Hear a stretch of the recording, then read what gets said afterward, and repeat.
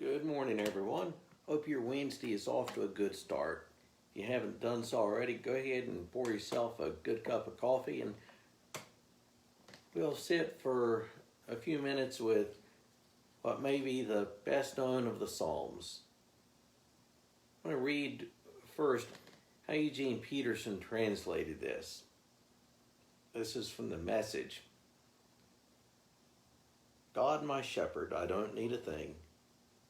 You have bedded me down in lush meadows. You find me quiet pools to drink from. True to your word, you let me catch my breath and send me in the right direction. Even when the way goes through Death Valley, I am not afraid when you walk at my side. Your trusty shepherd's crook makes me feel secure. You serve me a 6-course dinner right in front of my enemies. You revive my drooping head. My cup brims with blessing. Your beauty and love chase after me every day of my life. I'm back home in the house of God for the rest of my life. That's how Eugene Peterson did Psalm 23. I appreciate what he did there in trying to make it seem real. I appreciate that. But for me, Psalm 23 is the King James. The King James brings in the poetry.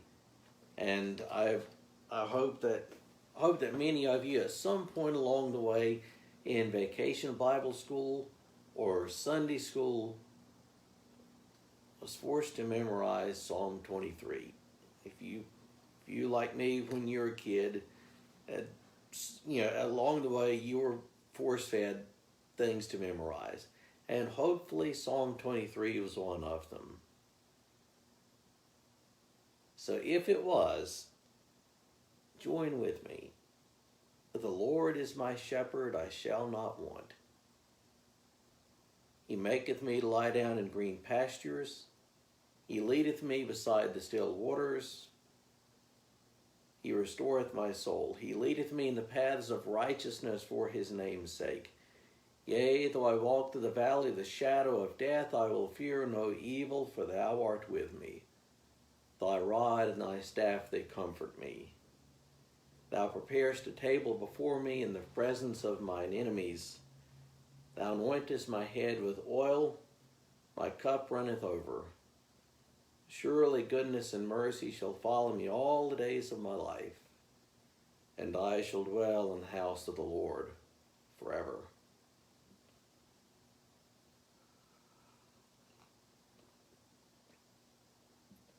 It's probably with good reason that that's the most famous of the Psalms. It's the one that we are most likely to have been forced to memorize way back when we were younger. It is the one that is so commonly read at funerals.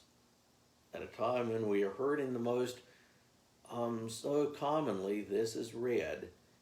And I know I've been part of funerals and presided over them where everybody in the congregation joins in with that. And it's almost like as they join in with that, they're words that they know and hear, they don't have to read them, and that they are speaking them themselves. They're in essence preaching to themselves. Think about what David says. This is a Psalm of David. In this powerful, powerful little psalm, think about what he says. Over and over again, David is talking about what God does for him. The Lord is my shepherd. Then he maketh me to lie down in green pastures. He leadeth me beside the still waters. He restoreth my soul. He leadeth me in the paths of righteousness. Thy rod and thy staff, they comfort me.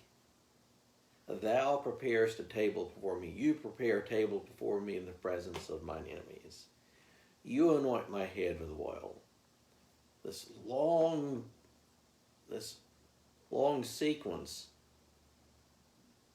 of stating what God does for him. This long sequence of stating what God does for him. And David had his warts. He had his warts just as we all do. But David did know God. He knew God. And that was a soul that had learned the good lesson, probably the best lesson, of who God is and who isn't God. David had learned really well that he needs to let God be God so that he, meaning David, doesn't have to be God. For all of the things that David listed, if he lets God do those things, he doesn't have to. David's not his own shepherd. As a boy, we're told in 1 Samuel that we're introduced to David in Samuel. And as a boy, he's a shepherd.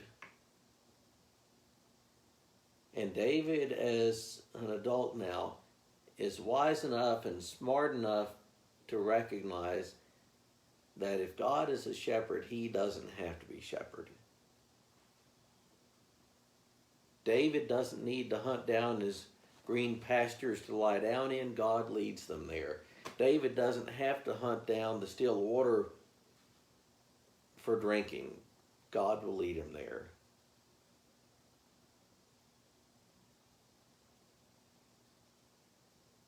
David isn't afraid in front of his enemies. And it's not because David is so strong or so powerful. David's not afraid of his own enemies because God is there and God has set a table in front of them. Thy rod and thy staff, they comfort me. As a boy, as a shepherd, David would have used a shepherd's crook or a staff to tend to a sheep. Keep a sheep from wandering astray, to ward off a predator.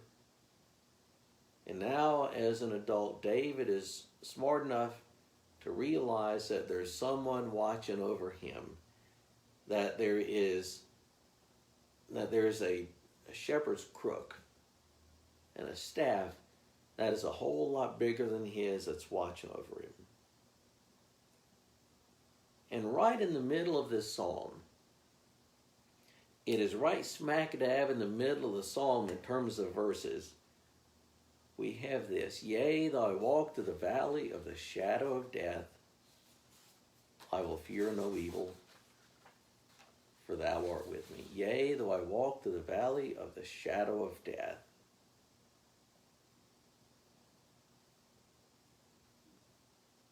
Walking through the valley of the shadow of death. I love the imagery.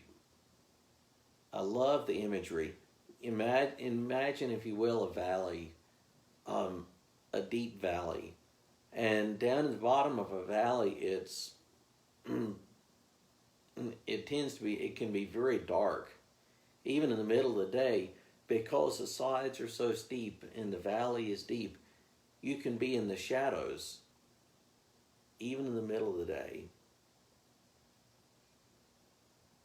Yea, though I walk through the valley of the shadow of death, and in the middle of that valley, when you look up and you might see on the hillside on either side of you your enemies. Feel threatened on either side of you from the enemies that are all about and above you. Yea, though I walk through the valley of the shadow of death. So what is the valley of the shadow of death? It can be many things. The valley of the shadow of death may be a surgical waiting room in a hospital or an ICU waiting room. The valley of the shadow of death may be a divorce lawyer's office The valley of the shadow of death can be many things. There are times in your life when you might even feel the presence of the enemy breathing down your neck. The valley of the shadow of death.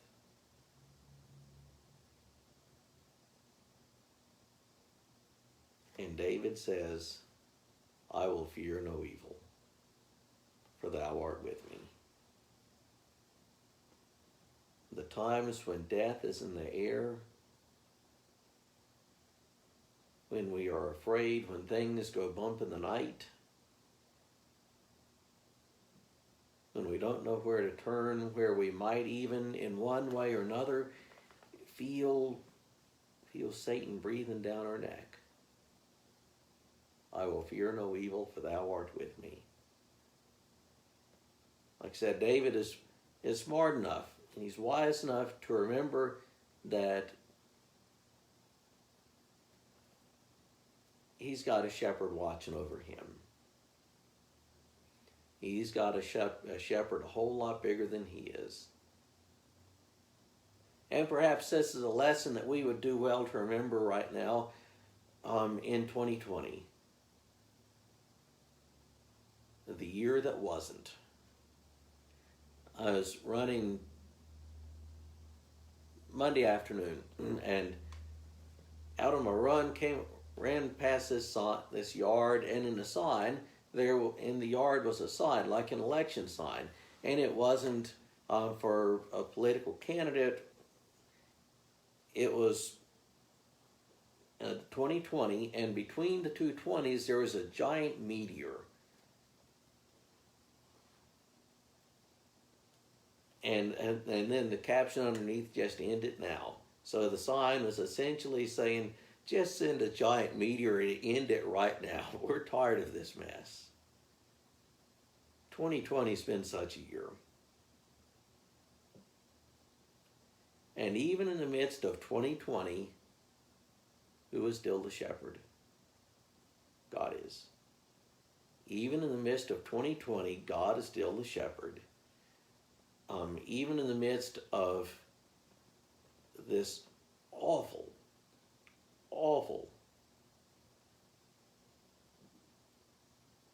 polarizing campaign year, God is still the shepherd. And perhaps if we all remembered well enough who the shepherd is, we wouldn't be so divided against ourselves. In the midst of pandemic, God is still the shepherd.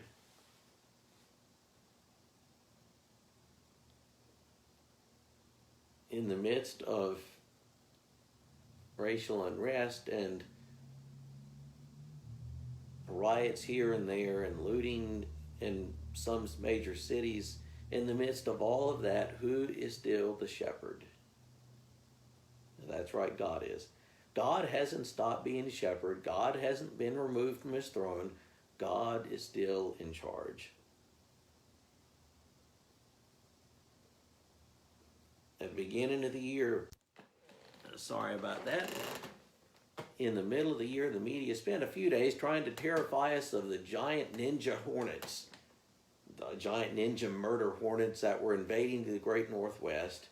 That didn't last long, but even in the midst of giant ninja murder hornets, God's still in charge. Yea, though I walk through the valley of the shadow of death, I will fear no evil, for thou art with me. Thy rod and thy staff, they comfort me.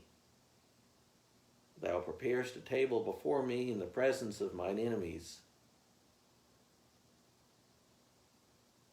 Yea, though I walk through 2020, I will fear no evil, for thou art with me. Yea, though I walk through 2020, I will fear no evil, for thou art with me. I will fear no evil. I will fear no evil. Have a great rest of your Wednesday.